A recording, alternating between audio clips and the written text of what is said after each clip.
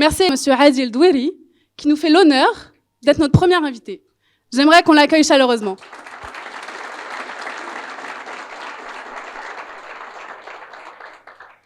Ce beau projet qu'est Menbita est né d'une volonté partagée par 3 camarades, que dirais-je, 3 amis, Saad Lemsefer, Anwar Azelmat et Omar Doueri, et consiste à répondre à un besoin.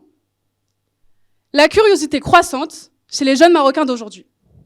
Permettez-moi donc de dresser quelques mots sur Menbita. Tout d'abord, Menbita, qu'est-ce que c'est? C'est un constat. La jeunesse de notre pays, nous, vous, n'avons pas toujours eu accès à ce genre d'événements, qui nous permettait de nous enrichir intellectuellement, mais aussi d'élargir notre réseau, que ce soit de manière formelle ou informelle. Et nous savons ô combien ce genre de réseau nous permettrait de nous insérer professionnellement. Vient ensuite la finalité de Menbita. Menbita a pour finalité d'organiser des conférences, des débats, avec des personnalités inspirantes, qui sont souvent inaccessibles. Ces événements seront toujours suivis par des cocktails de networking auxquels les entreprises prendront part afin de discuter avec les étudiants, avec les jeunes diplômés, mais aussi pour répondre à leurs demandes d'opportunités, que ce soit stage, CDI, VIE. Et pour cette première conférence, vous aurez l'occasion de rencontrer les équipes de CFG, que nous remercions pour leur confiance, mais aussi pour la qualité de leurs services, car avouons-le, ils sont excellents. Je vous laisse désormais avec Saad, Anwar et Monsieur Adil Doueri pour un moment qui, je n'en doute pas, sera enrichissant et passionnant.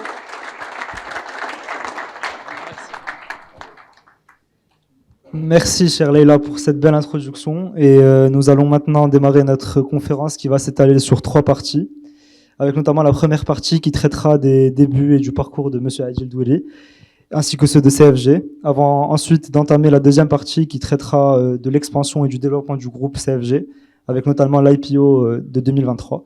Et enfin, une dernière partie qui a pour objectif de dégager les leçons et les conseils d'investissement et d'entrepreneuriat. Monsieur Doueri, vous déclariez à Jeune Afrique il y a quelques années, je vous cite, « Je préfère parler des entreprises et des projets plutôt que de ma personne, et encore moins d'autres personnes. Aujourd'hui, nous ferons les deux. Mais malheureusement pour vous, nous commencerons par présenter succinctement votre personne, ainsi que votre parcours inspirant. » Adil Doueri entame ses études supérieures à Paris, où il effectue ses 2 premières années de classe préparatoire au lycée Saint-Louis, entre 1980 et 1982 à Paris. Par la suite, il intègre l'école des ponts et chaussées, où il obtient son diplôme d'ingénieur. De 1986 à 1992, Monsieur Doueri exerce le rôle de gestionnaire de portefeuille pour le compte de la banque Paribas sur la bourse de New York, pendant plus de 7 ans, à une époque où, selon lui, il y avait un besoin de mathématiser la finance. Ses performances remarquables lui permettent d'être désigné à 2 reprises, en 1987 et en 1991, comme meilleur gestionnaire de portefeuille. Rien que ça. Parallèlement à ses succès professionnels, Adil Doueri nourrit une passion pour les voitures de sport, notamment pour la marque Ferrari. Économisant tout au long de ses études, il achète dès la fin de son cursus supérieur sa première Ferrari, une marque à laquelle il reste fidèle jusqu'à aujourd'hui, puisque depuis 2008, il est le distributeur officiel de Ferrari au Maroc via Mutandis. Pas mal comme passion. Pas via Mutandis. Dès son retour au Maroc en 1992, Adil Doueri réunit les 2 plus grands banquiers de la place, Feu Abdelaziz Al-Alami, président de la BCM, ancêtre d'Atijari Wafa Bank, et Atman Benjelloun, président de la BMCE Bank, ainsi que des fonds adossés à Rothschild et à Paribas, pour créer Casablanca Finance Group, alias CFG, la première banque d'affaires marocaine.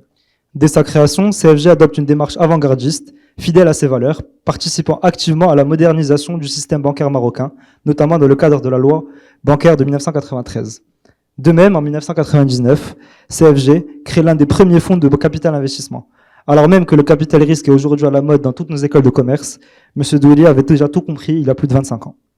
En 2008, il fonde Mutandis, dont le slogan, l'accélérateur de marque, reflète l'ambition de créer un conglomérat de biens de consommation similaires aux géants, tels que Procter & Gamble.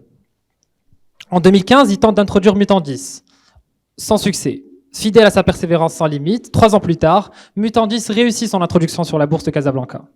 Et pour servir au mieux ses clients, CFG s'appuie sur une application bancaire et de bourse de pointe, lancée depuis 2015, et un réseau d'agences en expansion continue, bien que contrôlé. Et plus récemment, pour continuer son expansion, CFG a effectué une introduction en bourse, retentissante en décembre 2023, dont on parlera plus en détail par la suite. Et pour finir, M. Doueri a aussi été membre du G14, un think tank fondé par Feu Sa Majesté Hassan II entre 1996 et 1998. M. Doueri a à cœur de mettre son expérience au service de son pays, jusqu'à devenir, de 2002 à 2007, ministre du Tourisme sous le gouvernement de Driss Jto, obtenant également le portefeuille de l'artisanat en 2004. À ses débuts, le Maroc accueillit 4,4 millions de touristes annuellement. La vision 2010 pour le tourisme ambitionnait d'atteindre 10 millions de touristes par an.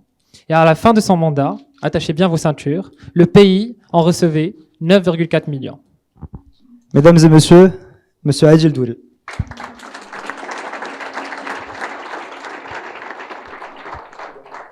Nous entamons désormais la première partie de notre conférence, qui a pour objectif de mettre en lumière le parcours inspirant de M. Adil Doueri, ainsi que le début de CFG Bank. Donc, on va commencer par la première question. Vous avez travaillé à la bourse de New York pendant 7 ans, on l'a dit, pour le compte de la Banque Paribas, entre 86 et 92.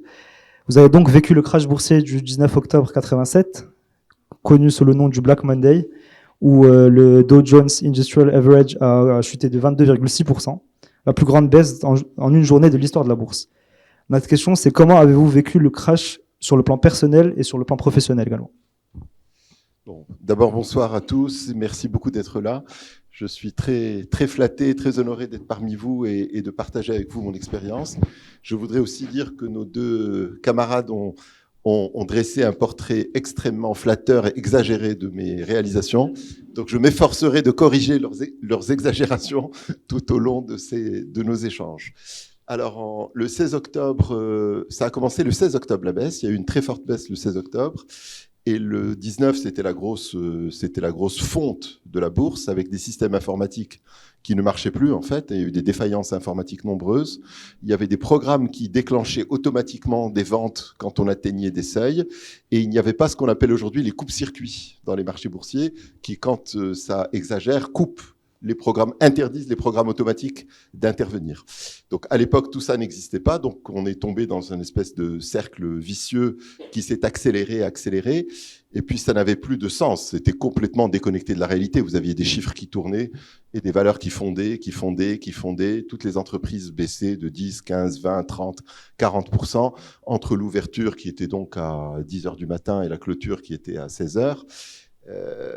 Donc nous, on a vécu une journée où on était juste tétanisés. C'est-à-dire, moi, j'étais un gérant de portefeuille de long terme. J'étais pas un trader. J'étais un gérant de portefeuille. Un gérant de portefeuille, il y a beaucoup de gens qui font ce métier, qui sont dans la salle. C'est pas du tout du trading. C'est l'organisation et la structuration d'un portefeuille sur le moyen terme, avec un profil, une espérance de rentabilité et un profil de risque que l'on est prêt à accepter, à assumer en face de l'espérance mathématique de rentabilité. Donc, on peut rien faire dans ces moments-là. Donc, on a regardé méduser, l'écran s'effondrer, on s'est téléphoné tous les uns les autres. Et le soir, j'étais à Paris ce jour-là. Et le soir, donc, la bourse a fermé à 22h, heure de Paris. Et donc, le soir, on est tous sortis ensemble. On a commandé du caviar. Voilà, c'était tellement comique qu'on a fait un festin tous ensemble, tous les professionnels qui étaient ensemble, parce qu'il y avait rien d'autre à faire, quoi.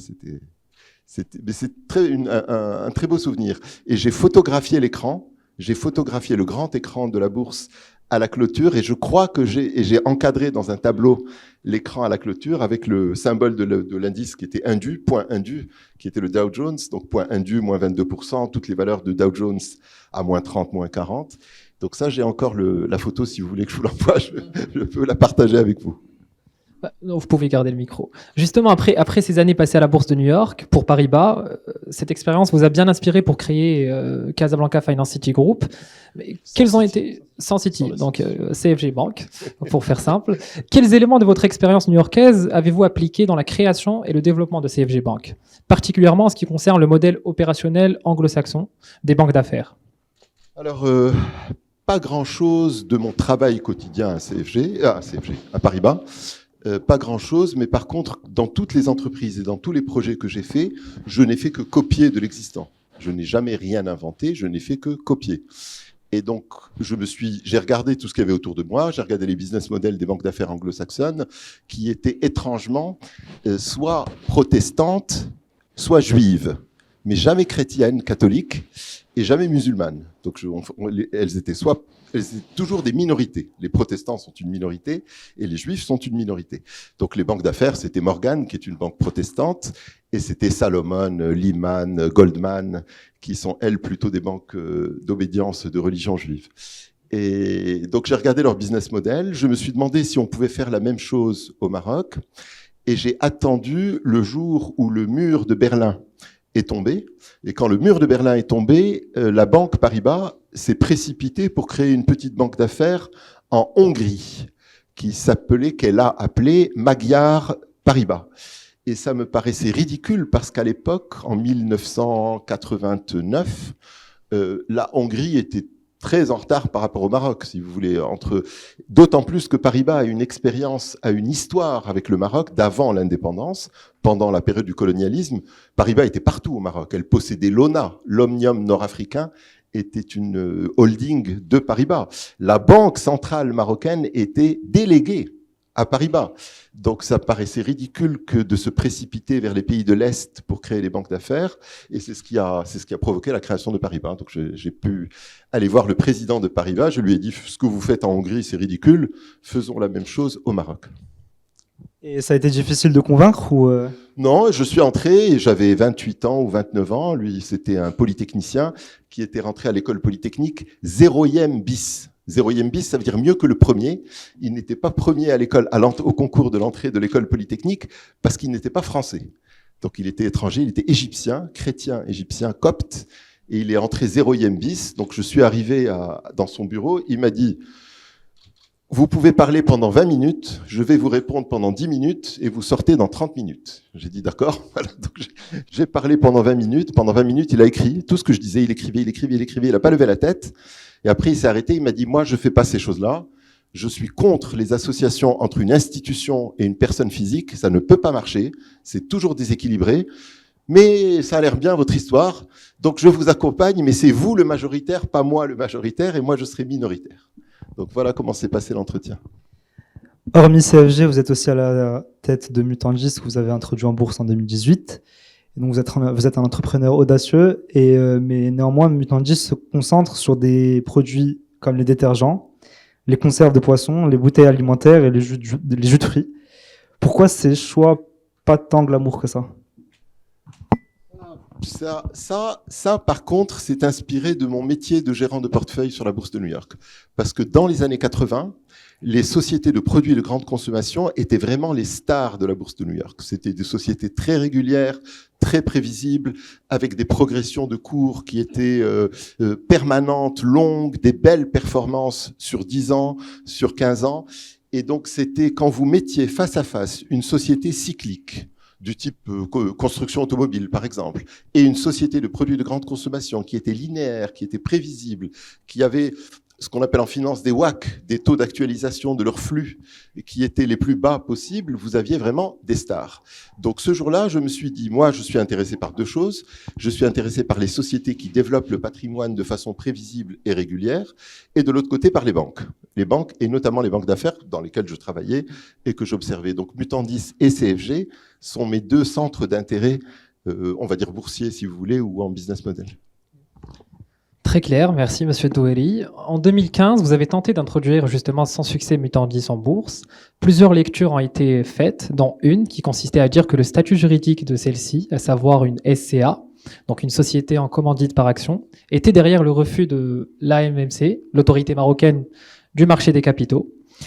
En parallèle, la même année, CFG Group se développait pour devenir CFG Bank, en lançant ses activités de banque universelle. Donc on a d'un côté une introduction en bourse, on va dire, qui a été ratée, et de l'autre, un développement qui nécessitait une énergie et bien sûr une présence. Donc pouvez-vous nous parler de cette année mouvementée ? Comment est-ce que vous avez surmonté tous ces challenges, tant professionnellement que personnellement ?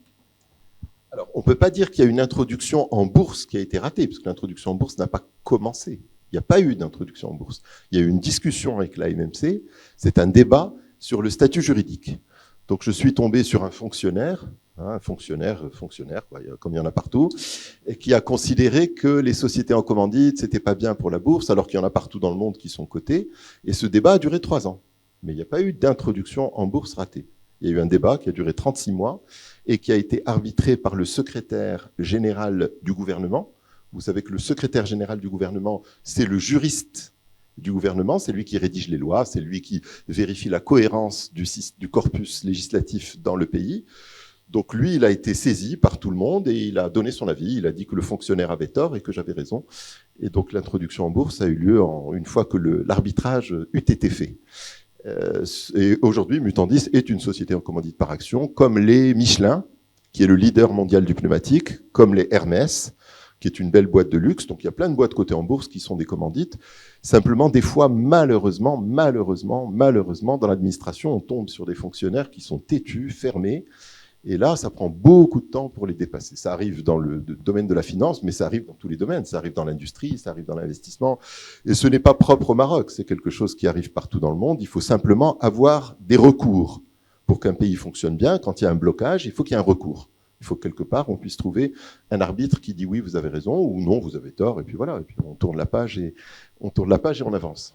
Donc voilà l'histoire de 2015. Pour le lancement de la banque, en réalité, l'impulsion de Banque El Maghrib a eu lieu en 2012. C'est en 2012 que Banque El Maghrib a dit à CFG, vous avez une licence de banque depuis 1998. Vous n'exploitez pas beaucoup cette licence de banque, vous ne faites que de l'intermédiation en valeur du trésor et vous accédez au marché interbancaire. C'est votre seul usage de cette licence de banque. Pourquoi ne pas imaginer un business model un peu différent, un peu innovant? On ne peut pas refaire aujourd'hui une banque classique de grande taille, c'est beaucoup trop tard.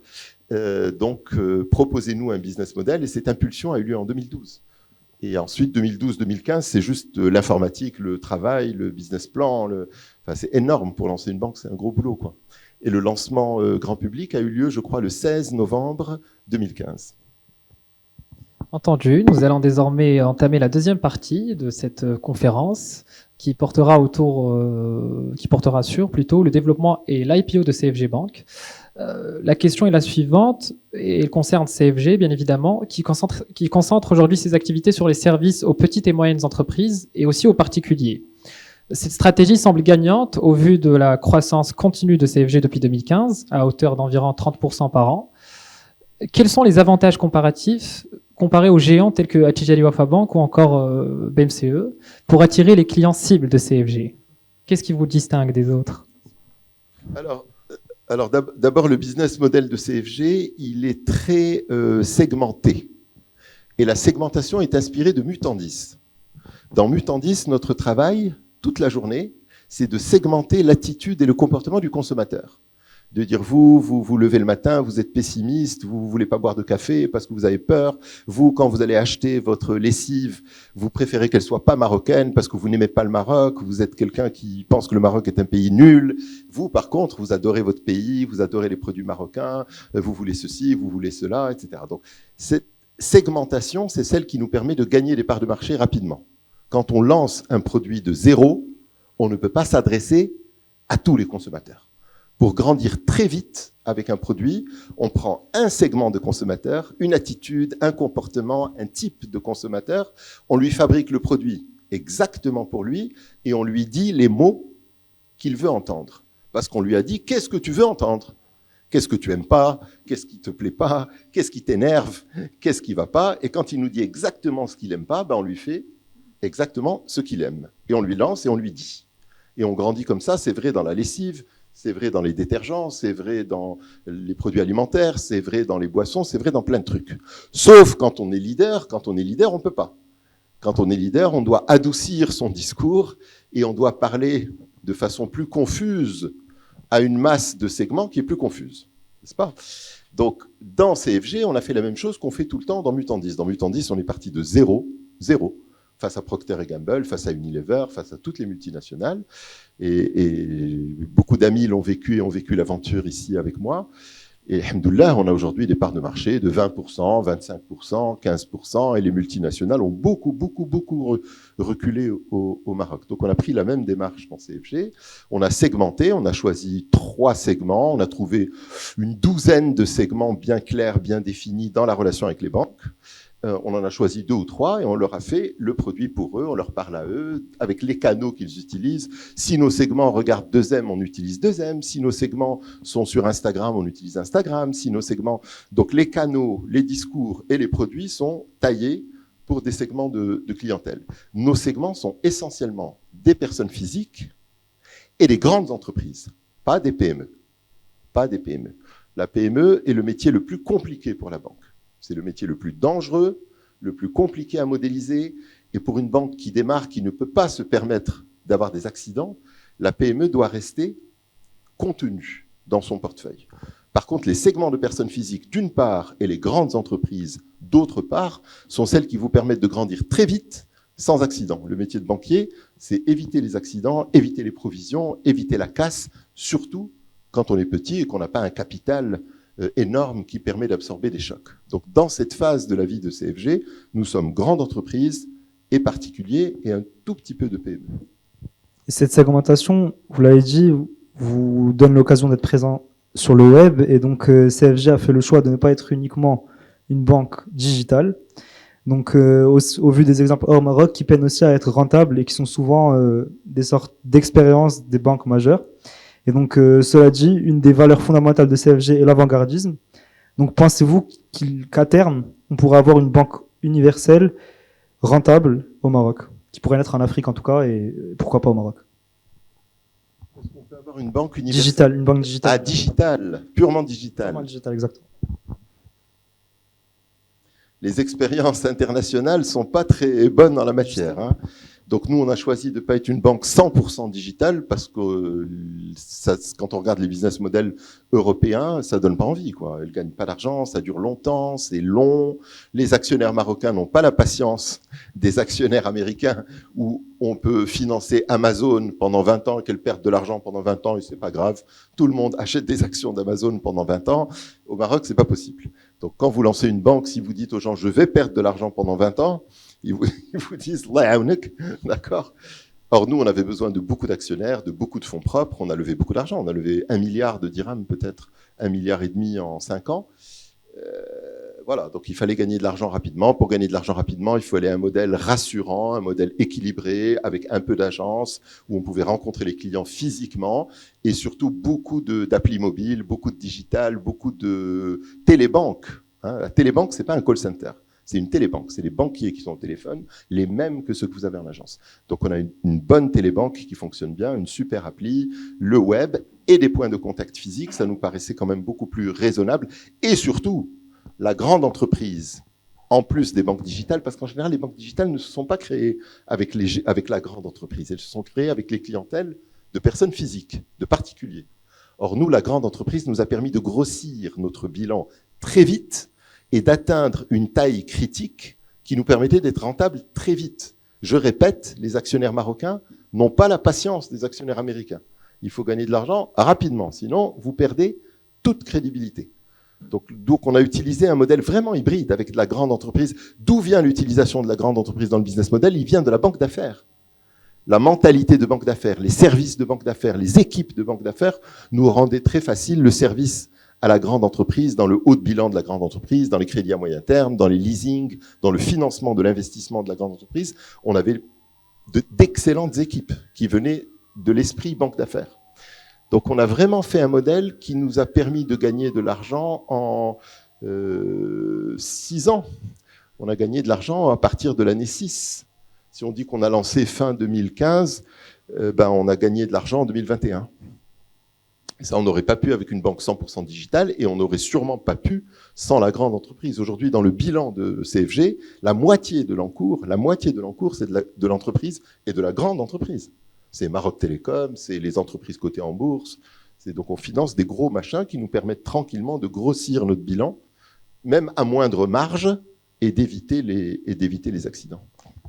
Justement, en plus des financements, en tant que banque d'affaires, CFG avait déjà aidé et conseillé plus de 25% des IPO sur la bourse de Casablanca. Quels enseignements avez-vous utilisés de ces expériences pour votre propre IPO, c'est-à-dire il y a quelques mois? Alors, à mon avis, plus que ça. Je ne sais pas sur quelle période vous avez fait la stat, mais si je prends les 6 dernières années, je pense qu'on a 90% de part de marché. 90. Les IPO sont essentiellement amenés depuis 2015, 2016 peut-être, 2017, sont essentiellement amenés par CFG comme banque principale dans l'opération. Toutes les intros en bourse se font avec plusieurs banques, elles se font jamais avec une seule banque. Mais il y a toujours une banque qui est un peu, on va dire, motrice dans l'introduction en bourse. Et CFG, c'est dans son ADN, elle le fait tout le temps, c'est vraiment son cœur de métier. Alors évidemment que pour nous, nous introduire nous-mêmes en bourse, c'était assez facile, quoi. On a fait le boulot nous-mêmes, mais on l'a fait avec toutes les autres banques parce qu'il n'est pas possible d'avoir le visa, il n'est pas possible d'avoir le droit de s'auto-introduire en bourse, de s'auto-évaluer, de s'auto-conseiller. Donc il faut trouver 2 ou 3 conseillers qui vous accompagnent pour, comment dit-on, cautionner l'opération. Et vous avez également appris de votre expérience à Mutandis pour l'introduction en bourse de CFG? Non, Mutandis, c'est un débat sur la structure juridique. Peut-on coter en bourse une société en commandite par action? Donc, il n'y a pas d'apprentissage entre Mutandis et CFG. CFG est une société anonyme. Le débat n'a pas eu lieu. Et de toute façon, le débat avait été tranché en 2018.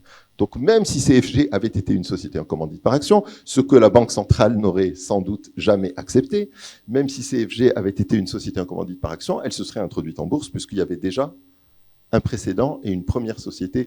Peut-être qu'il faut expliquer à nos amis ce qu'est une commandite par action en 2 mots. C'est quand même des sujets très techniques, très pointus, très abscons, et que les gens comprennent pas de quoi on parle, hein.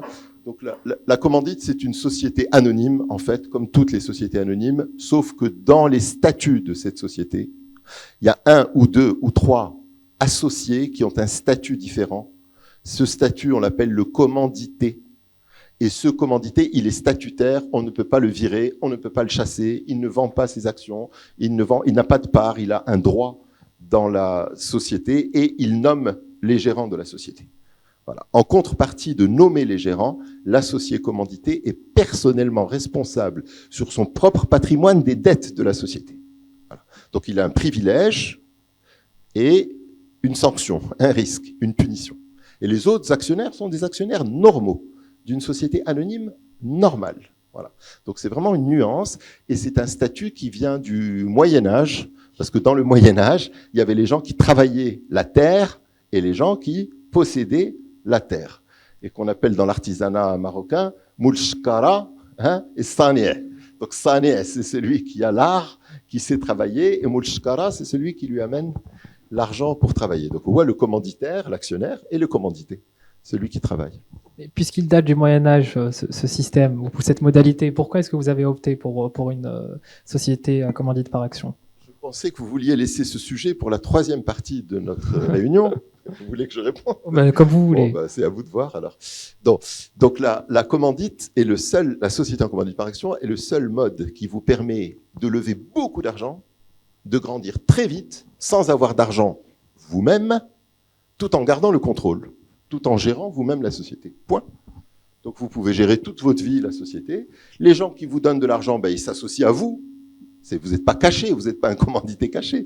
Personne n'oblige les gens à investir avec vous. S'ils vous font confiance, ils investissent avec vous, mais vous avez 10% du capital, ou 5% du capital, ou 15% du capital, ou 1% du capital. Ça ne change rien à votre vie. On peut dire que le marché attendait clairement l'introduction de CFG en bourse, souscrit 35 fois pour un montant total de 21 milliards de dirhams, alors que vous n'en réclamiez au départ que 600 millions. Plus de 24 000 personnes physiques ont participé à cette opération, bien au-dessus de la moyenne.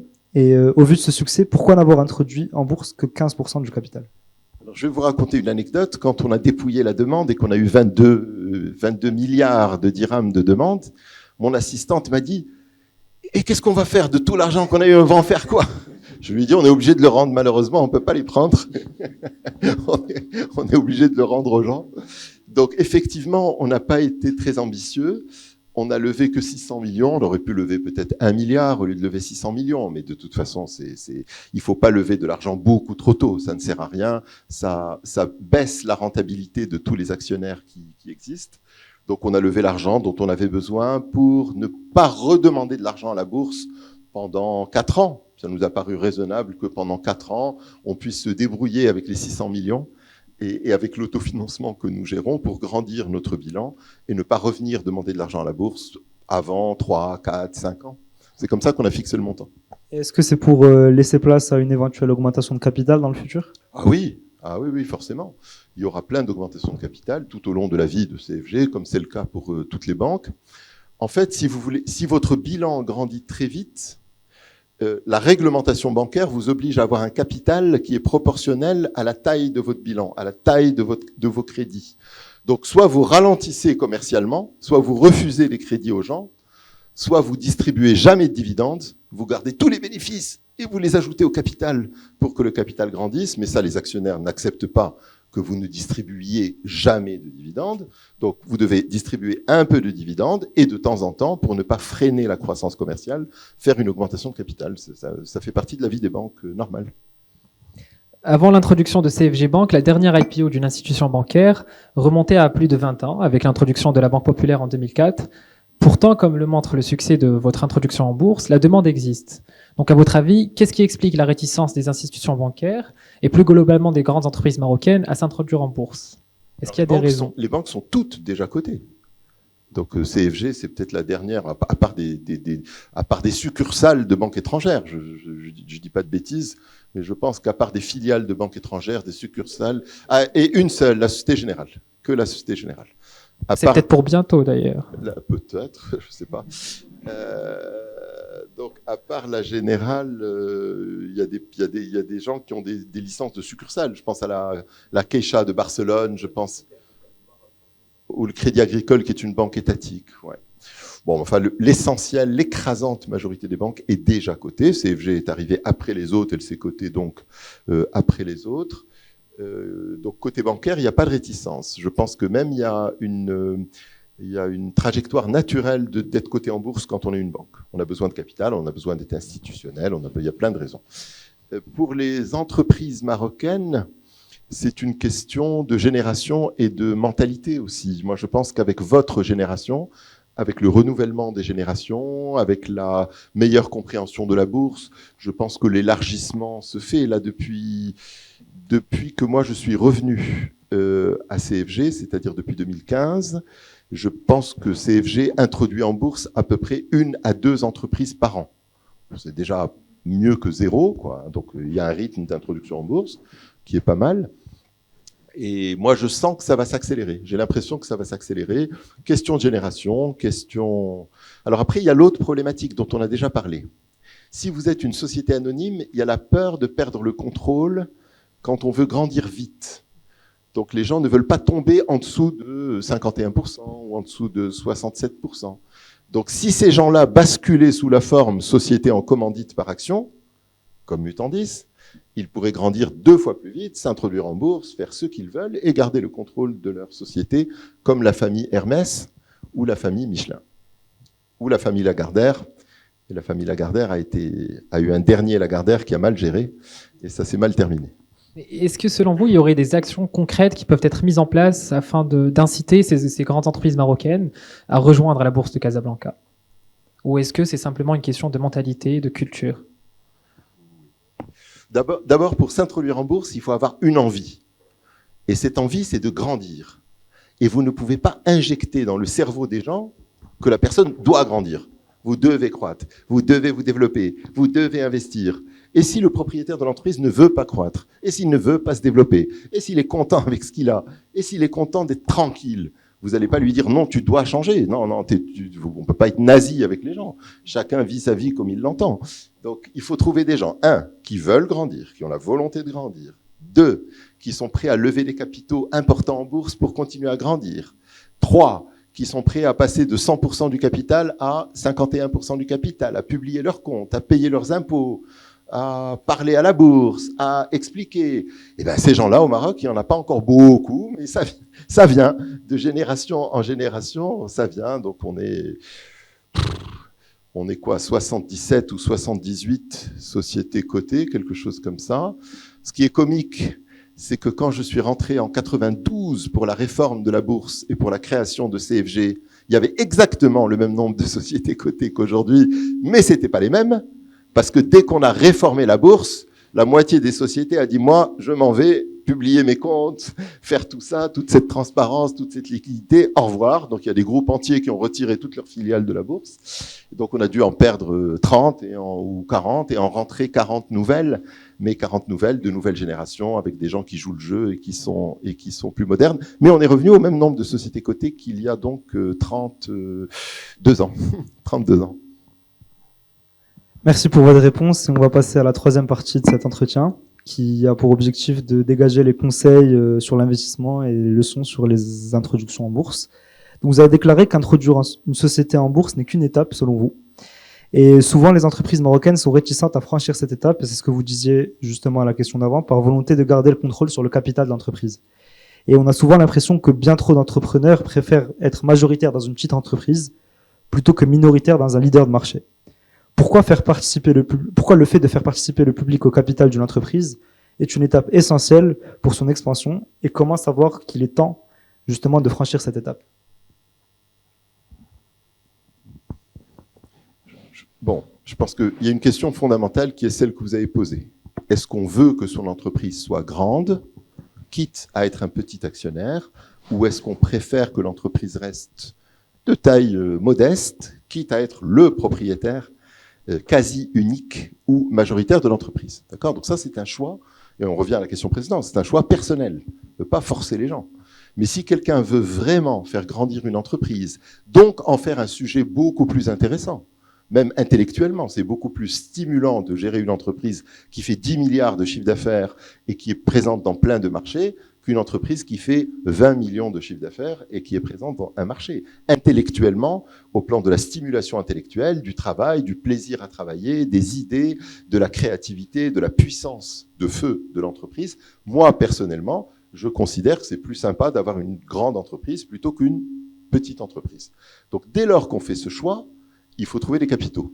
Pour trouver des capitaux, on n'a pas 1000 façons de les trouver. Vous commencez par des amis, ce qu'on appelle le friends and family, vous commencez par des amis et la famille. Ensuite, vous allez chercher un fonds de capital risque ou de private equity. Et ensuite, il y a un moment où vous allez aller en bourse parce que la taille de l'entreprise, les capitaux que vous levez, et le fonds de private equity, et vos amis, et votre famille ont besoin de vendre leurs actions et de retrouver de la liquidité. Donc, pour libérer les gens qui vous ont accompagné au début, vous allez en bourse. Le moment d'aller en bourse, c'est le moment où vous avez besoin d'encore plus de capitaux, où vous avez épuisé votre poche, épuisé la poche de vos amis, épuisé la poche des fonds de capital risque, et vous avez encore besoin d'argent, il faut aller en bourse et permettre aux gens de vendre et faire entrer de nouveaux actionnaires. Mais c'est un choix. Encore une fois, aujourd'hui, M. Douéry, le premier réflexe d'un Marocain qui détient une certaine épargne n'est pas forcément d'investir sur les marchés publics en achetant des actions ou des obligations, mais plutôt en investissant de manière assez traditionnelle, notamment en achetant des biens immobiliers, au Maroc en tout cas. Donc, en quoi est-ce que, selon vous, investir sur les marchés publics peut être plus intéressant pour un investisseur, une personne physique ? Or, c'est beaucoup plus simple d'investir dans les marchés financiers que d'acheter des propriétés foncières, immobilières, etc. La liquidité, la facilité de transaction, la transparence de la valeur, de l'évaluation, l'héritage que vous laissez à vos enfants, la façon de partager les héritages, tout ça est beaucoup plus simple quand vous êtes dans des valeurs mobilières et dans des actions cotées, des obligations, etc.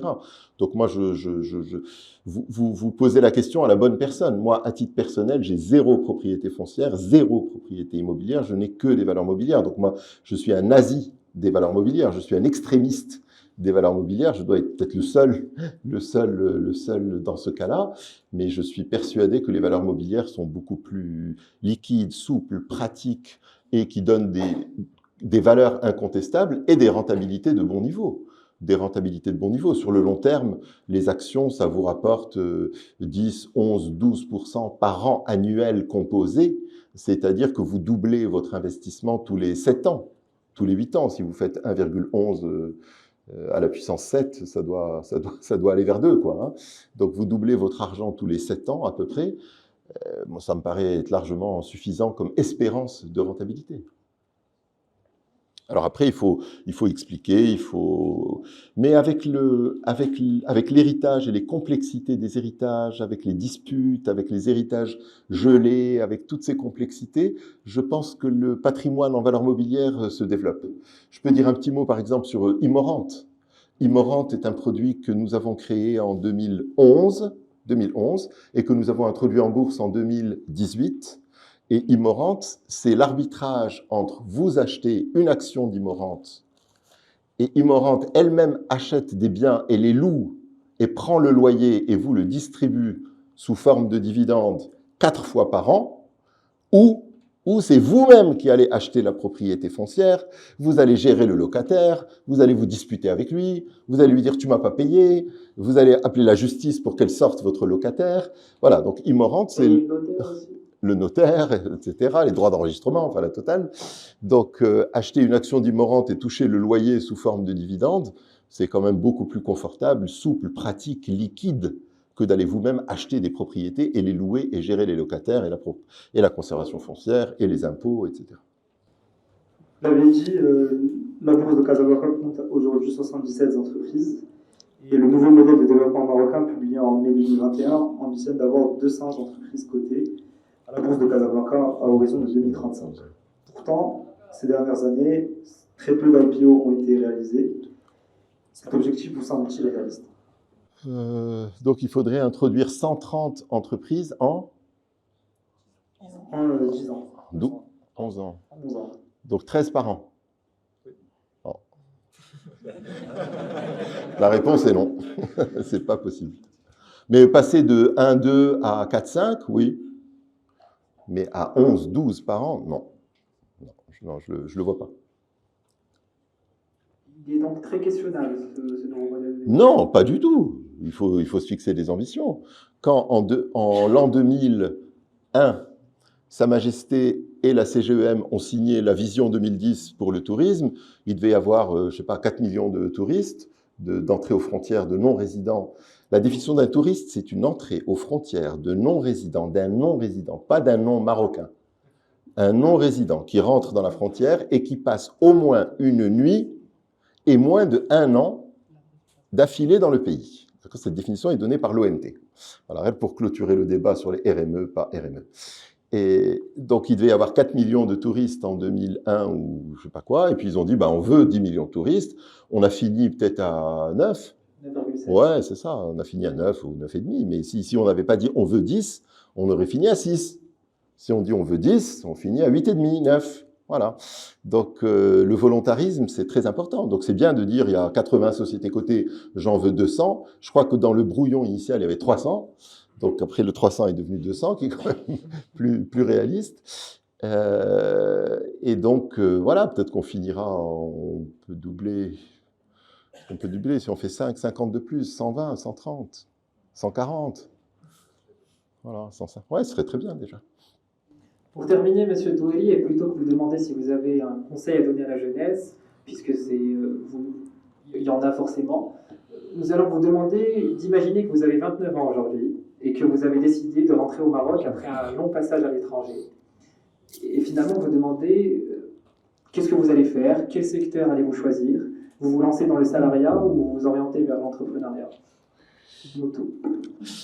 Alors, moi, mon premier conseil serait de ne pas se lancer dans l'entrepreneuriat juste après le diplôme. Je pense que le niveau de risque est très élevé. Donc moi, de mon acceptance du risque, je préfère apprendre le monde autour de moi, observer, comprendre les mécanismes, regarder les secteurs d'un poste d'observation où je suis salarié. Donc moi, après mon diplôme, si j'étais jeune diplômé, j'irais plutôt être salarié tout de suite. C'est mon niveau de risque, ma tolérance au risque. Ensuite, je pense qu'après quelques années où on regarde, on se fait des convictions, on observe, on choisit les secteurs, on regarde les business models qui marchent bien, les business models qui marchent pas, on apprend la réalité de la vie. Quand on sort de l'école, on connaît pas la réalité de la vie. On connaît pas l'être humain. On sait pas comment les gens font du commerce. On sait pas mentir. Quand on sort d'une école, on sait pas mentir normalement. Ça dépend. Ah non, moyen. On ment moyennement. Donc, pour apprendre la vie réelle, et l'être humain dans sa nature et son comportement dans le monde des affaires, dont vous aurez besoin si vous êtes entrepreneur, pour comprendre l'administration, les logiques de l'administration, je pense qu'il est moins risqué de les comprendre en étant salarié pendant 2 ans, pendant 3 ans, pendant 4 ans, pendant 5 ans, pendant 6 ans. Ensuite, une fois que l'on décide de sauter le pas pour passer du salariat à l'entrepreneuriat, qui est quelque chose évidemment que je ne peux qu'encourager, que cautionner. Moi, je suis un entrepreneur dans l'âme et je suis un développeur d'entreprises et j'aime créer des entreprises et les faire grandir. Comment choisir le secteur? Je pense qu'il faut choisir les secteurs avec lesquels on a des affinités, que l'on aime, que l'on comprend, qui nous passionnent. Il faut quand même avoir de la passion. Pour être entrepreneur, il faut travailler beaucoup au début, jour et nuit. Il faut comprendre, aimer. Voilà, comprendre, aimer et ne pas choisir. Enfin, ça, encore une fois, c'est mon appréhension, c'est mon niveau de tolérance au risque, et ne pas choisir des trucs trop tordus et trop compliqués, trop complexes. Plus les problèmes sont simples, plus on peut simplifier les business models, l'offre qu'on fait à des clients, et mieux c'est. Donc plutôt dans les services, je veux dire. Merci beaucoup pour votre réponse et pour cet échange. On va maintenant passer à la partie questions-réponses du public.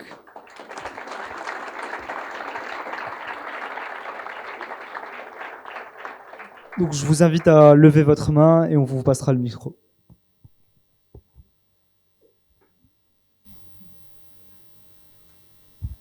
Merci beaucoup pour votre excellent conseil, excellent. J'ai une question technique, même si je ne suis pas du tout dans du domaine, mais quand vous avez dit tout à l'heure que lors d'une introduction, vous récoltez les sursouscrites 20 fois, Wix, est-ce qu'il n'y a pas un moyen, pourquoi ne pas augmenter à ce moment-là la part allouée des actionnaires, des actions? Est-ce que c'est pas une décision du board ou quelque chose on a décidé d'introduire 15%, on rapporte beaucoup plus, pourquoi est-ce qu'on veut pas rentrer 20% ou quelque chose? Ou est-ce qu'il y a un problème légal ou quelque chose? Je suis pas du tout du domaine. Oui, non, c'est une bonne question. D'abord, en général, la taille de l'augmentation de capital, appelons-la la taille plafond de l'augmentation de capital, correspond à la volonté des actionnaires de se diluer. D'accord? Ils disent, bon, pour les 4 prochaines années, on a besoin d'1 milliard de dirhams pour grandir, n'est-ce pas? Si on a besoin d'1 milliard, c'est qu'on ne peut pas dépenser 2 milliards. Même si on avait 2 milliards, on ne saurait pas quoi en faire. On se diluerait pour rien. Et trop tôt. Attendons que la valeur de l'entreprise soit plus chère dans 5 ans et on demandera un 2e milliard. Mais pourquoi prendre 2 milliards lorsque je n'ai besoin que d'1 milliard? Ça, c'est une première réponse. Et la deuxième réponse, c'est que je ne pense pas que dans la réglementation boursière aujourd'hui, je ne pense pas qu'il est possible de définir une taille plafond de l'augmentation de capital et de se contenter d'un montant à fixer a posteriori. Je ne pense pas. Je ne pense pas qu'on peut faire varier le montant de l'augmentation de capital par appel public à l'épargne postérieurement aux demandes. On peut le mettre, c'est un amendement dans une loi, on pourrait l'imaginer, en tout cas on peut l'imaginer. Mais la vraie raison, c'est la première. C'est que déjà, vous savez, nous, dans CFG comme Mutandis n'ont pas d'actionnaire majoritaire. Il n'y a pas d'actionnaire majoritaire. Ce sont des sociétés qui n'appartiennent à personne.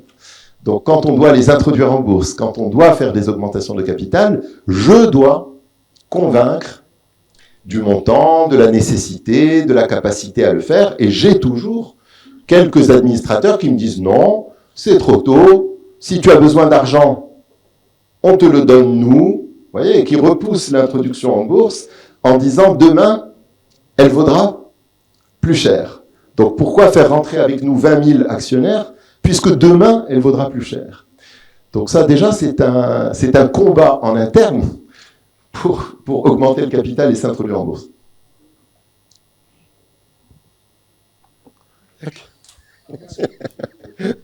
Il y en a qui savent de qui je parle ici. Bonjour.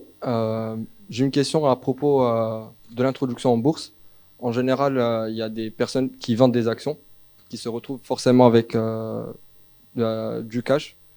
Et d'où ma question, c'est j'ai une question à propos du secteur du wealth management, des personnes qui se retrouvent forcément avec des liquidités, qui ont besoin de conseils fiscaux, ou aussi, comme vous avez dit tout à l'heure, plusieurs personnes s'orientent forcément sur des biens immobiliers ou fonciers. Si le métier de wealth management est un peu plus développé, ça permettra à des gens d'avoir accès plus à tout ce qui est valeur mobilière. Du coup, j'aimerais savoir quel est l'état du secteur. Quel est l'état de la gestion de fortune, hein, de la gestion de patrimoine? Alors, à mon avis, et je vais pas les nommer, à mon avis, il y a au moins 4 banques qui font ce métier correctement, avec des bonnes bases de clientèle, n'est-ce pas? Qui ont ce qu'on appelle des banques privées. La banque privée, c'est donc la banque de gestion de patrimoine, la banque de gestion de fortune, avec des conseils fiscaux, des conseils de placement, des conseils d'héritage, notamment quand vous n'avez que des filles et que vous avez un gros patrimoine. Pour que les filles héritent, il faut faire des montages fiscaux assez sophistiqués, etc.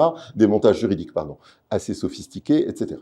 Donc le conseil patrimonial, le conseil fiscal, le conseil en placement, est quelque chose qui est déjà pratiqué dans au moins 4 banques de façon correcte, avec des grosses clientèles, des gros montants. Vous voyez dans les souscriptions de Acdital, de la dernière augmentation de capital la semaine dernière, ou il y a 2 semaines, il y avait beaucoup de banques privées qui ont souscrit. C'était des gros clients, des gros patrimoines qui ont souscrit des montants très importants, qui ont fait que la demande était énorme. Mais c'était vraiment des conseillers patrimoniaux avec leurs clients qui ont participé massivement. Je pense que la banque privée de CFG seule a dû mettre 25% de toute la demande. Donc les banques privées étaient hyper importantes.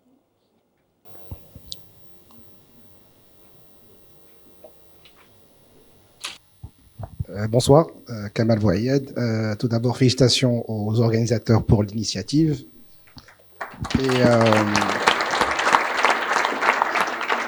merci Adil pour la présentation. Alors une petite question, on a parlé d'ambition pour la bourse, d'introduction en bourse. On a déjà dépassé la moitié de l'année pour 2024. Est-ce que selon vos informations, selon votre métier, on peut espérer quelque chose d'ici la fin de l'année? On peut espérer. C'est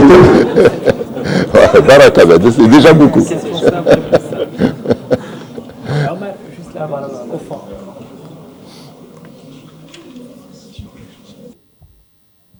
Alors, tout d'abord, je tenais à vous remercier pour votre présentation et pour la qualité de cette conférence. Dans le cadre, en marge de l'organisation d'événements majeurs au Maroc d'ici 2030, notamment la Coupe d'Afrique et la Coupe du Monde, en continuité aussi de la vision panafricaine impulsée par Sa Majesté le Roi, que Dieu l'assiste,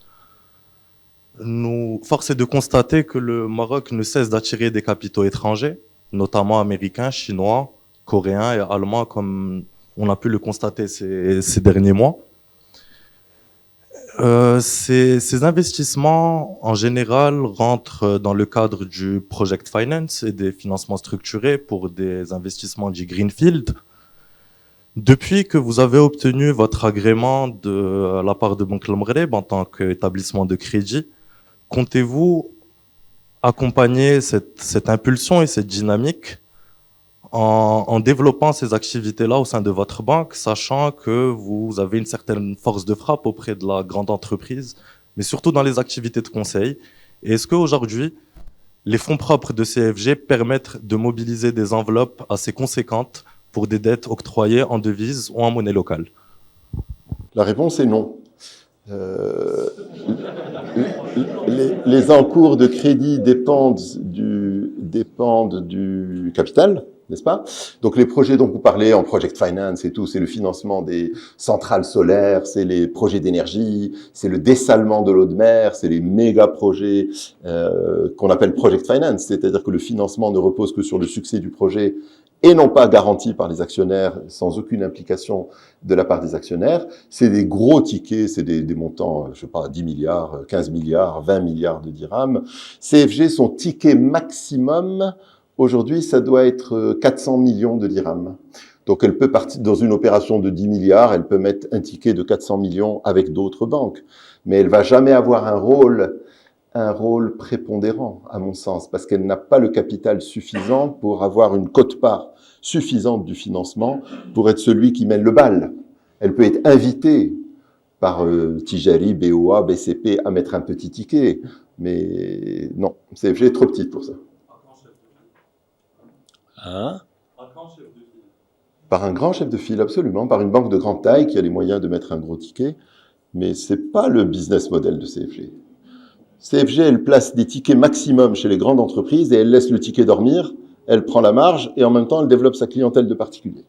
Voilà. Ensuite, elle fait des opérations de conseil, des intros en bourse, des émissions obligataires, de la gestion de fortune et de patrimoine. CFG est l'un des leaders, je pense que c'est le deuxième à la bourse de Casablanca, deuxième intermédiaire. Donc tous les volumes qui transigent passent d'abord par Tijari, ensuite par CFG, ensuite par les autres. Ce qui, pour une banque de la taille de CFG, est spectaculaire. On doit avoir, 20% de part de marché. Et on doit avoir 60% de part de marché chez les étrangers, ou 50, ou 45.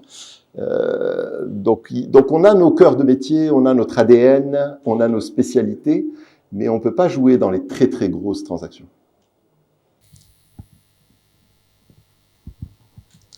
Bonsoir. Déjà, merci pour cette soirée. Et je voulais vous demander, au XXIe siècle, on a l'impression qu'il y a beaucoup de crises. Par exemple, il y a eu la crise de 2008, il y a eu le Covid, la guerre en Russie, des choses comme ça, et c'est un peu des événements imprévisibles. Mais on a aussi des événements prévisibles. Est-ce que vous pensez, par exemple, je vous donne un exemple, au Maroc, il y a une crise de l'eau en ce moment, des choses comme ça. Est-ce que vous êtes optimiste pour le futur? Et si oui, pourquoi? Est-ce que je suis optimiste quant aux crises et aux catastrophes qui vont venir? Bien. Oui, dans le futur, c'est ce que j'ai compris. Vous avez dit au XXIe siècle, il y a plein de crises tout le temps. Au Maroc, il y a une crise de l'eau. Êtes-vous optimiste pour l'avenir? Il y a qu'à dire la question. Donc, ouais, moi je suis un entrepreneur, donc je suis optimiste par nature. Un entrepreneur qui n'est pas optimiste, il peut pas se lever le matin pour se battre, pour développer son entreprise. Il n'a pas de projet, il n'a pas d'idée. Donc je suis hyper optimiste, je suis toujours très optimiste, Inch'Allah. Et je vais vous raconter une anecdote. J'étais à l'école des ponts et chaussées et j'étais en première année et j'avais un stage ouvrier à faire. Et il se trouve par hasard que pendant cette année-là, il se trouve que mon père était ministre de l'équipement. Donc je vais faire mon stage à l'ONEP. Et tous les fonctionnaires de l'ONEP m'entourent et me disent, tu dois dire à ton père que nous sommes dans une crise très grave de l'eau. Il n'y a plus d'eau au Maroc, on va couper l'eau à tout le monde. Hachi, c'est 1982, 83. Il faut attirer l'attention du gouvernement, c'est la catastrophe, il n'y a plus d'eau. Bientôt, dans 2 ans, c'est fini, on n'aura plus d'eau au Maroc. 1983, nous sommes en 2023, il n'y a toujours plus d'eau au Maroc. Nous sommes toujours en plein stress hydrique, d'accord? Mais voilà, donc il faut être optimiste et on arrive toujours à s'en sortir si on travaille, si on est volontaire, si on est sérieux, si on est appliqué, si on est discipliné, on s'en sort toujours. Voilà, faut pas s'inquiéter. Et les crises sont des opportunités. Les crises sont des opportunités. Lorsque les matières premières ont été multipliées par 3 en 2022, Mutandis a été obligé de changer tous ses produits pour consommer moins de matières premières, pour aller vers des matières premières moins chères. Aujourd'hui que les matières premières sont revenues à des niveaux normaux, nous nous retrouvons avec des produits qui sont bien meilleurs que ceux que nous avions avant la crise et qui nous permettent de gagner beaucoup plus d'argent que nous en aurions gagné si nous n'avions pas fait le travail de gérer la dureté de la crise. Donc la crise oblige à trouver des solutions qui, 3 ans après, 4 ans après, se trouvent être une bénédiction. Donc vive les crises. Bonsoir, merci beaucoup pour la présentation et l'organisation. On a beaucoup parlé des marchés publics, mais pas assez des marchés privés. Donc vous en parliez juste avant du fait que le capital risque soit pas mal à la mode dans les écoles de commerce. Mais c'est vrai, quand on regarde aujourd'hui les TRI associés sur 10 ans sur le VC par exemple, est à 16-17% et bien supérieur à ce qu'on peut avoir sur l'IMO, les obligations, les actions, etc. Qu'est-ce que vous pensez du développement du secteur du capital risque au Maroc? Et notamment parce que si on regarde par exemple dans des pays comme certains pays d'Europe occidentale, aux États-Unis, etc., beaucoup de corporates, beaucoup de grosses familles se sont diversifiées sur ces classes d'actifs-là. Et on pourrait aussi avoir au Maroc, notamment quand on regarde beaucoup de jeunes issus de la diaspora qui veulent entreprendre, etc. Est-ce qu'on pourrait pas avoir justement des conditions qui favoriseraient le développement de ces entreprises-là à travers ces capitaux qui soient soit privés, soit des personnes physiques ou des personnes morales, et qui feraient en sorte que l'économie marocaine se développe encore plus? Écoutez, moi, franchement, je trouve que ça se développe plutôt pas mal depuis quelques années au Maroc. Je trouve que le private equity se développe pas mal. Les fonds lèvent régulièrement. Le nombre d'investissements qu'ils font augmente de façon significative. Le professionnalisme des équipes est bien meilleur. Et les exits se font de plus en plus par la bourse. Donc les fonds de capital risque sont ceux qui alimentent CFG pour introduire en bourse.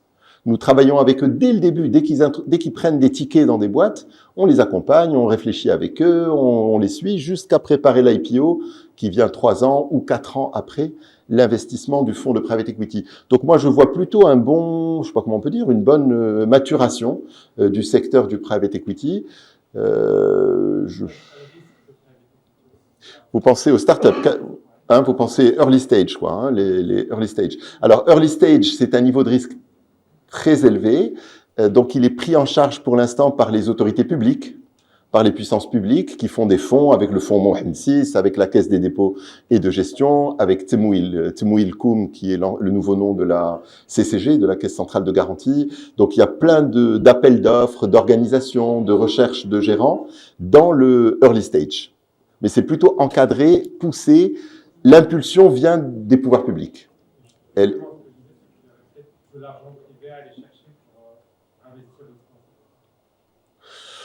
Pourquoi pas? Est-ce que vous pensez que ces fonds manquent d'argent pour l'instant? Moi, je pense qu'ils manquent de pipe.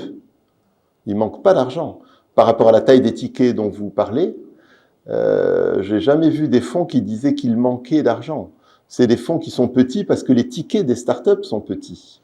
C'est des tickets de 5 millions, 10 millions par ticket maximum dans les early stage. Je vois pas de start-up qui demande 500 millions de dirhams. Donc pour l'instant, la taille des fonds, elle me paraît adaptée au type de ticket.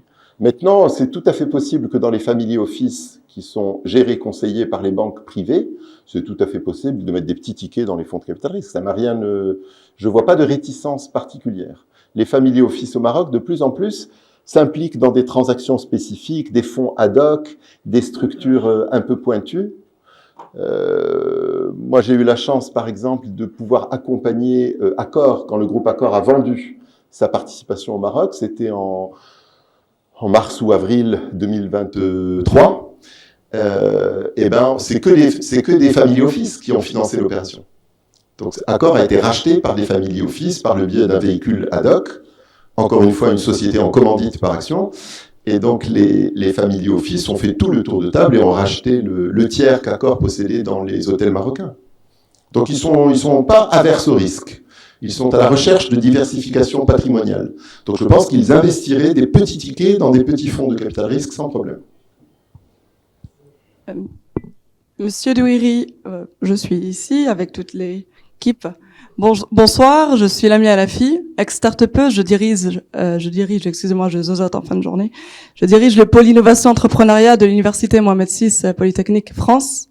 Ma mission, c'est de faire ce bridge Europe-Afrique en matière d'innovation, d'entrepreneuriat, motiver les étudiants à entreprendre. Et il y a un petit sujet qui m'a interpellée lors de votre intervention, c'est lorsqu'on vous a posé la question de recommandez-vous, lorsque vous avez 29 ans, la prise de risque en décidant d'entreprendre? J'ai 2 questions. Première question, c'est quel est votre regard aujourd'hui face à tous ces bootcamps que nous développons dans les écoles de commerce, les écoles d'ingénieurs, pour favoriser l'entrepreneuriat? Et pour quelles raisons n'avez-vous pas décidé de monter votre boîte aussi jeune, à moins de 30 ans? Alors, j'ai mal calculé les années. J'ai dit, quand on est diplômé, moi j'ai été diplômé à 21 ans.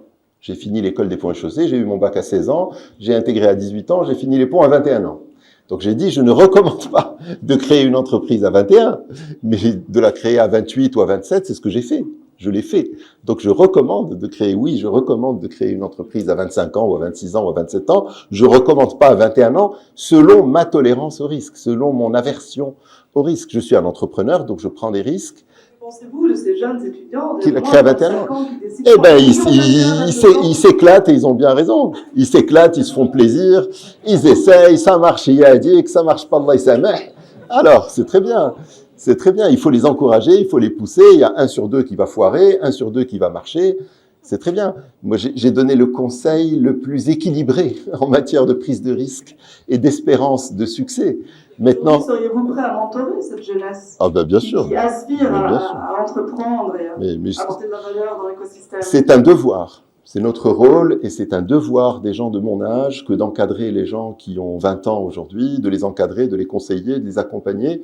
C'est un devoir. C'est pas serions-nous prêts. Vous voyez, on doit à la fois les conseiller au maximum et deuxièmement, on doit les aider à s'intégrer dans leur pays. Alors, moi, je suis convaincu que tout le monde finit par revenir, l'écrasante majorité des étudiants qui vont à l'étranger finissent par revenir. Donc, au moment où ils reviennent, il faut être sûr de les encadrer, les accompagner, les conseiller pour que le choc culturel, après avoir travaillé 10 ans aux États-Unis ou en Europe, pour que le choc culturel soit le plus doux et le plus petit possible et qu'ils s'intègrent harmonieusement, qu'ils réussissent, qu'ils trouvent des structures qui soient agréables pour eux. Donc, c'est un devoir pour nous tous.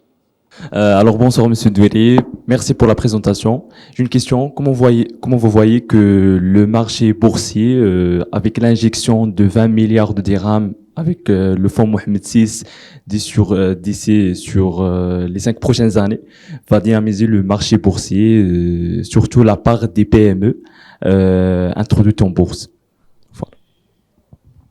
Voilà. Alors le fonds Mohamed VI, de ce que j'ai compris de son action, il va plutôt alimenter des fonds de capital risque, des fonds de private equity.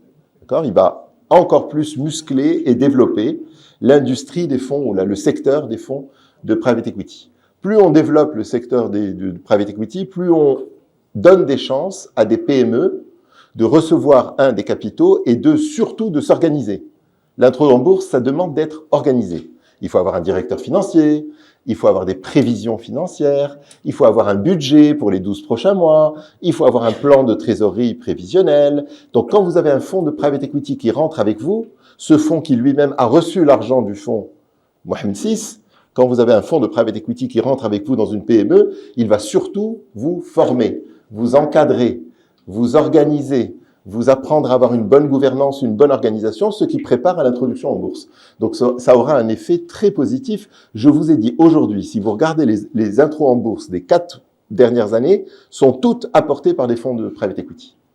Donc si le fonds Mohamed VI alimente plus encore de fonds de private equity, ça va augmenter le nombre de sociétés qui viendront en bourse, aucun doute. On va prendre plusieurs questions à la suite, et ensuite on répondra. Merci. J'ai une question par rapport aux banques islamiques. Est-ce que vous pensez, vu l'essor des banques islamiques au Maroc, est-ce qu'on peut avoir d'ici, sur le long ou sur le moyen terme, des produits financiers Sharia compliant sur la BVC, comme c'est le cas dans le Middle East, par exemple?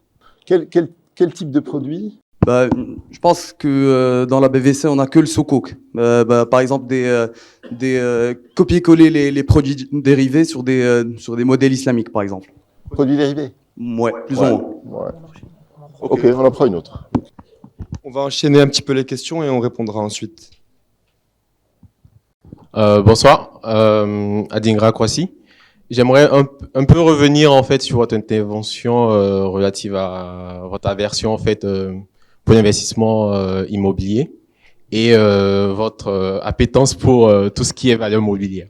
En fait, pour un particulier, si je me positionne en fait du point de vue d'un particulier qui n'a pas forcément en fait autant de liquidités pour pouvoir investir à plusieurs reprises et intensément en fait sur les valeurs immobilières plutôt. Comment est-ce qu'il peut se positionner en fait sur le marché boursier et de pouvoir en fait investir tout en fait gérant son risque, parce que aujourd'hui le marché en fait les biens immobiliers sont un peu moins risqués, et j'ai cru comprendre aussi en fait que vous êtes un entrepreneur qui apprend en fait à gérer son risque, notamment quand vous parliez en fait du jeune diplômé, etc. Donc, comment se positionner en fait sur le marché boursier et en même temps gérer son risque vis-à-vis en fait des biens immobiliers. Merci. Merci. Une dernière, s'il vous plaît, à Omar. Oui, une dernière question. Excusez-moi. Bonsoir, Ayman Moussataq. Je vous remercie pour votre présentation et vos conseils. Alors, ma question, elle complète justement la question qui vient d'être posée. Vous êtes un fin connaisseur du marché boursier et je parle aussi des petits porteurs ou bien un très très petit porteur comme moi. Je ne sais pas si je peux me qualifier ainsi. À votre avis, maintenant j'ai pu analyser un petit peu d'une manière un peu diagonale le marché boursier au Maroc. On remarque que ce sont justement les entreprises dans le secteur immobilier qui sont les plus performantes du genre Alliance, RDS ou bien les travaux publics, JET, TGCC, etc. À votre avis, est-ce qu'il faut rester dans le secteur immobilier qui est rassurant de par lui-même ou bien s'aventurer vers d'autres secteurs comme la santé actuellement avec Acdital qui vient d'être lancé? Il faut acheter Mutandis et CFG. Ah, justement, perdez pas votre temps. Merci. On va prendre encore 2 questions et en plus, après c'est bon. Alors bonjour, j'aimerais vous remercier pour la conférence. J'ai une petite question pour vous. Alors par rapport à la cession de CMB Plastique, elle est venue après l'acquisition de Ain Ifrane. Est-ce que pour vous, vous ne jugez pas que le fait d'avoir attendu encore un peu pour générer un peu plus de chiffre d'affaires à travers le conditionnement des bouteilles alimentaires de Ain Ifrane et des jus de fruits, etc., aurait pu générer un meilleur prix de cession pour CMB Plastique? Merci.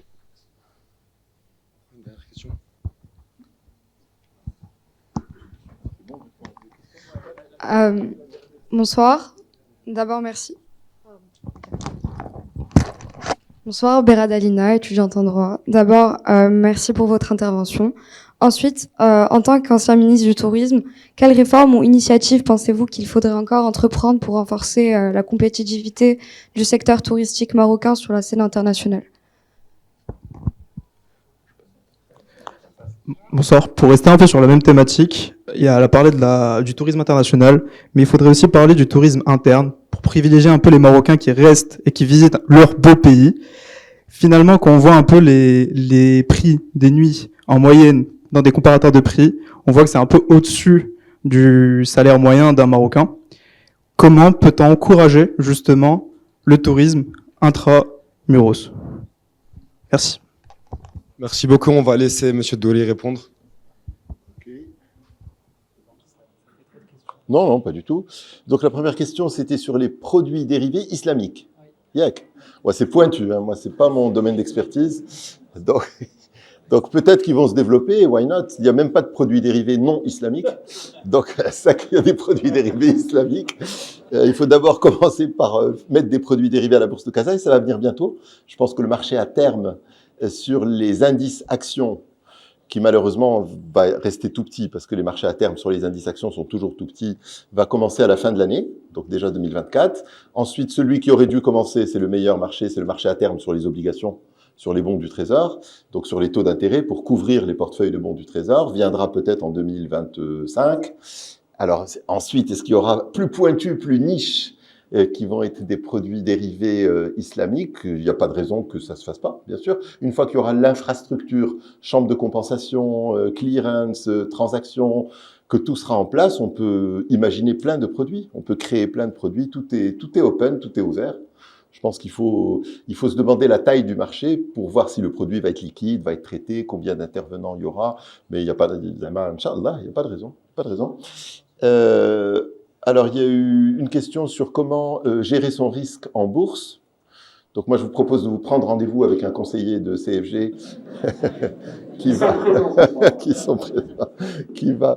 Bien sûr, on peut gérer son risque, on peut régler son risque comme on veut, on peut être très risqué, moins risqué, on peut être très Le risque, c'est la volatilité. Le risque, c'est l'incertitude de la rentabilité. Donc, on peut aller vers des rentabilités quasi certaines et faibles ou des rentabilités un peu plus élevées et un peu moins certaines. Et on peut aller vers des rentabilités, une espérance très élevée et une volatilité périodique élevée. Ça dépend de sa tolérance soi-même au risque, son acceptance du risque. Il y a des gens, quand ils voient leur portefeuille valoir 10% de moins, ils dorment pas la nuit. D'accord? Donc ces gens-là, ils acceptent même pas un mouvement de 10%, ils sont malades, ils sont paniqués et tout. Et il y a des gens qui sont capables de fermer les yeux, de ne pas regarder leur portefeuille quand il baisse et d'attendre qu'il remonte et qu'il délivre sur le long terme l'espérance de rentabilité qu'ils ont. Donc à chaque personne, à chaque individu, à chaque épargnant, une nature profonde qui est son acceptance ou son aversion au risque. Et donc les conseillers financiers sont là pour vous poser un questionnaire. Bientôt, ce sera un robot d'intelligence artificielle qui vous posera un questionnaire sur votre aversion au risque et qui vous proposera un portefeuille qui soit adéquat. Mais c'est tout à fait possible. Mais pas que, en fait, il faut mettre en opposition, en fait, l'investissement immobilier. Oh, l'investissement immobilier, ce n'est pas un investissement vraiment dans le même sens que vous comparez. On place pas son épargne en immobilier. C'est votre résidence principale, vous y habitez, c'est bien. Vous avez suffisamment d'argent pour acheter une résidence secondaire, tant mieux. Mais pour que le foncier devienne un investissement, il faut vraiment que vous ayez déjà un patrimoine hyper important, quoi. C'est déjà acheter votre propre maison. Ensuite, si vous voulez acheter une maison à la plage, achetez-la. Mais en général, on n'a pas autant de patrimoine que de commencer à acheter des terrains au lieu d'acheter des actions ou des obligations ou des placements monétaires. On ne parle pas des mêmes montants, en tout cas. Moi, je parle de petits épargnants, d'épargnants normaux, quoi, de gens qui investissent en valeur mobilière. Je ne vois pas le foncier comme un support d'épargne pour le petit épargnant. Quand le foncier est un support d'épargne pour les gros épargnants, quand les marchés financiers n'existaient pas. Car avec le développement des marchés financiers, le foncier, je l'espère ardemment, pour notre pays, ne sera plus un support d'épargne. Car le foncier support d'épargne est la plus grande perversion macroéconomique qui puisse exister. Elle pervertit le prix de l'industrie, elle pervertit le prix de l'hôtellerie, elle pervertit le prix du logement. Si vous gonflez la valeur du foncier parce que vous en faites un support d'épargne, vous pervertissez votre économie complètement. Quand vous êtes à côté de la plaque. Donc ça profite aux promoteurs. Non, les promoteurs, le foncier, c'est leur matière première.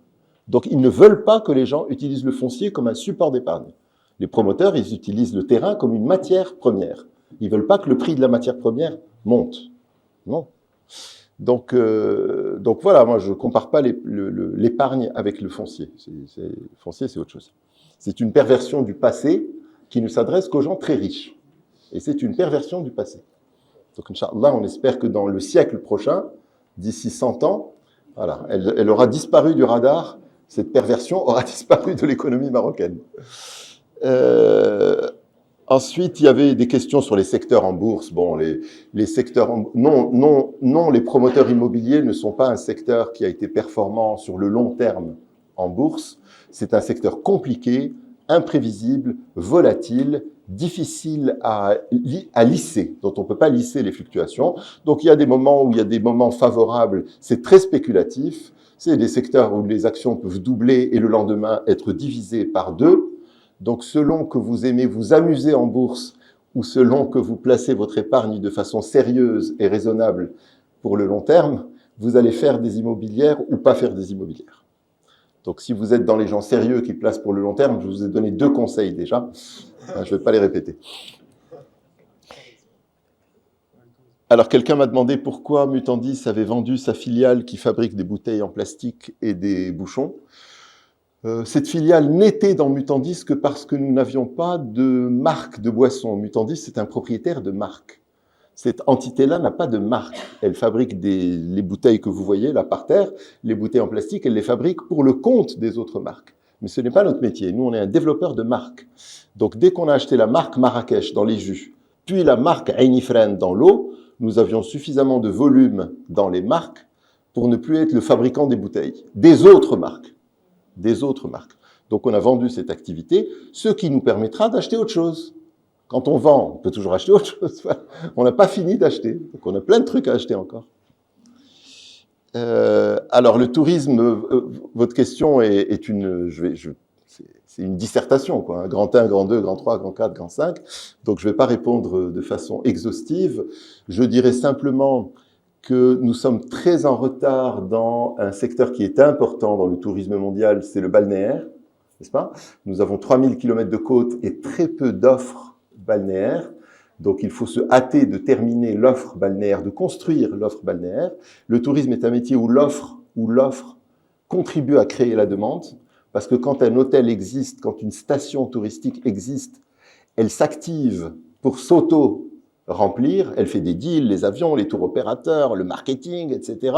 Et elle finit par se remplir progressivement. Si vous ne construisez pas l'offre balnéaire, elle se remplira jamais puisqu'il n'y a pas d'offre. D'accord ?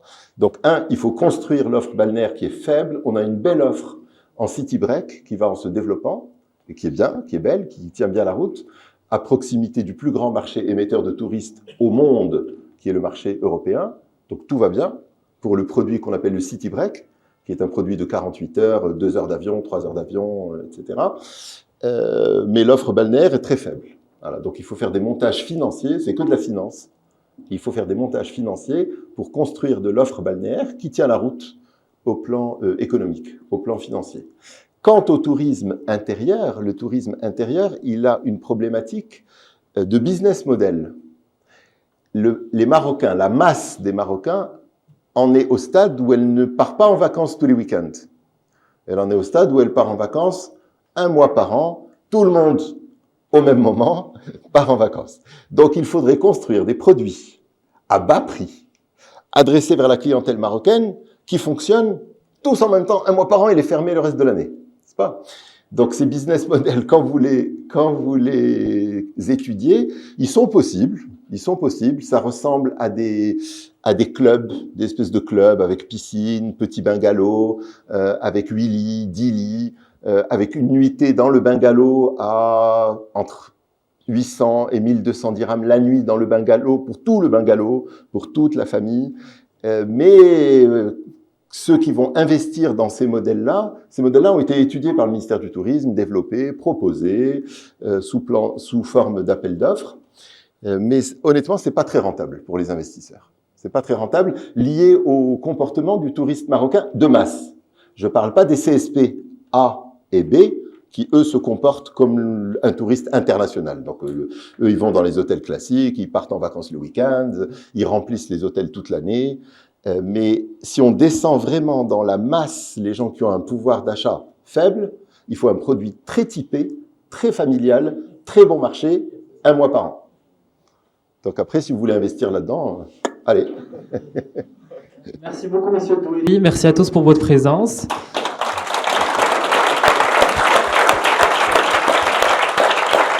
Un cocktail vous attend à l'extérieur, ainsi que le stand CFG. Je vous invite à visiter le stand, discuter avec l'équipe présente. Ils sont très sympas. Donc, à tout de suite.